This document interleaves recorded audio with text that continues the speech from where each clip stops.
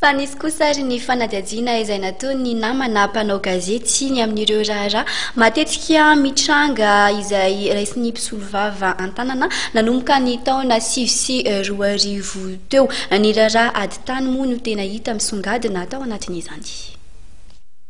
Ny fisaraha-panambadiany ny tsy fanefana-trosa ary ny ady tany no anisan'ny raharaha betsaka indrindra raisin'ny mpisolo vava nanomboka ny taona 2024 nisian'ny krizy araka ny fanavazavana voaray. Mikasika ny ady tany manokana dia raharaha efatra tamin'ny taona 2024 iny no raisin'ity mpisolo vava iray ity, ary amin'izao 2024 izao dia efa manana raharaha ady tany ifanolanan'ny orinasa goavana etsy Tsaramasay amina orinasa hafa izy.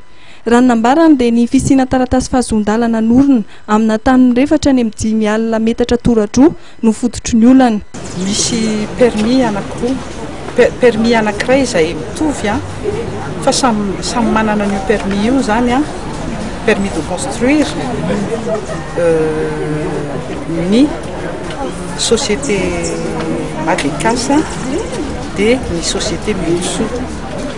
Même numéro d'arrêté zany arrêté municipal no ivoan'le permis de construire. Dia ny tany totorana nefany tany ray manontolo hitambaran'ny société rehetra izay voavoatonina teo.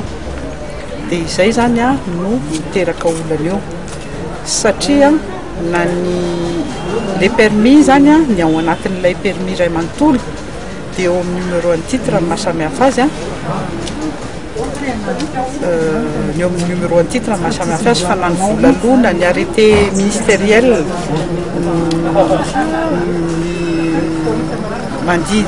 mandidy an'ilay arrêté municipal zany dia mitovy tanteraka mihitsy zany fa ny objet zany ny samihafa. Ny anankiray ny Madecas construction de bureau sy local commercial dia ny Mitsu construction de mur de clôture.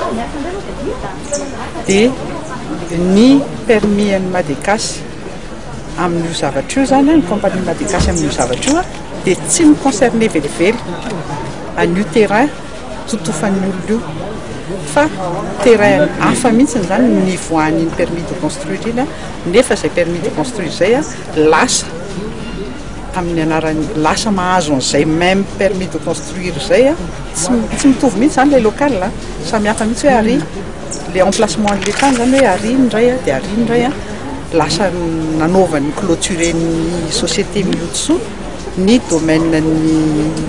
domaine ny Komakata Materoto ary Madecas.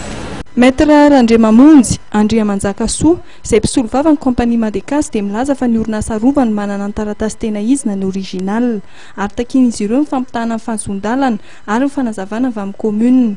Mikasika ny fotoana ikarakarany mpisolo vava raharaha iray dia nambaran'ny mpisolo vava Randriamamonjy Andriamanjakasoa fa tsy mitovy ny fombafomba rahana amina raharaha-pitsarana ary miankina tanteraka amin'izay fombafomba izay ny fotoana ikitohan'ny raharaha.